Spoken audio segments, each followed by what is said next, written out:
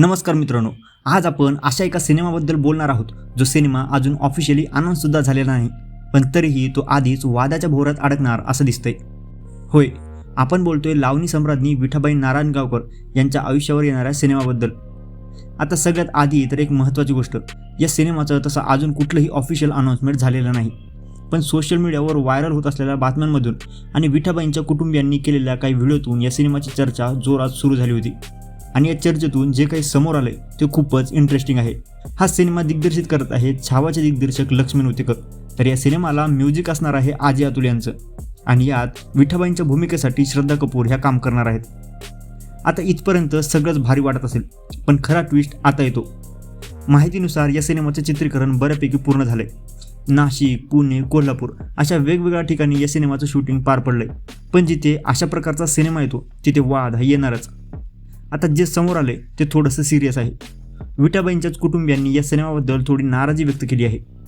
काही दिवसांपूर्वी आलेल्या एका मुलाखतीत त्यांचीच मुलगी मंगला बनसोडे यांनी स्पष्टपणे सांगितलं आहे की त्यांना श्रद्धा कपूर यांचा जो या सिनेमातील लुक असणार आहे तो अजिबातच आवडलेला नाही.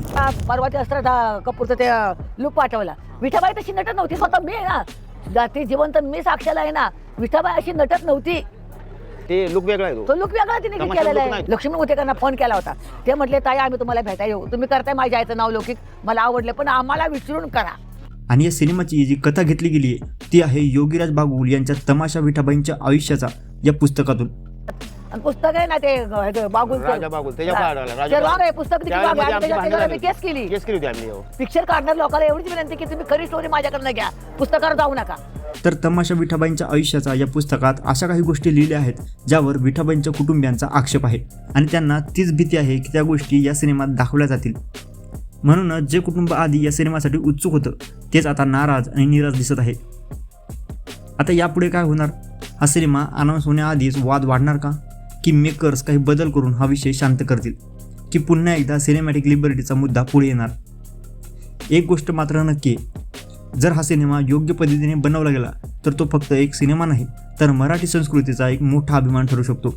कारण विठाबाई नारायणगावकर यांचं आयुष्य आणि त्यांचा वारसा हा जगासमोर जाणं खूप गरजेचं आहे. बाकी तुमचं काय मत आहे? श्रद्धा कपूर या रोलसाठी किती योग्य आहेत, आणि विठाबाईंच्या कुटुंबियांची या विषयाबद्दल जी नाराजी आहे ती योग्य आहे का?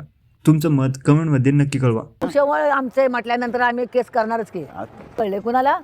त्या पुस्तकवाल्याला राजू बागूला काहीतरी पैसे दिले तर वाटतं उतेकरांनी, आणि ते मी विकत घेतले पुस्तक. ते रॉंग आहे ना. उतेकरला आई बोलली की तुम्ही काढताय चांगलं आहे माझ्या आईचं नाव, फक्त त्यातले शॉर्ट आहे ते खराब आहे, 2 ते नका करू.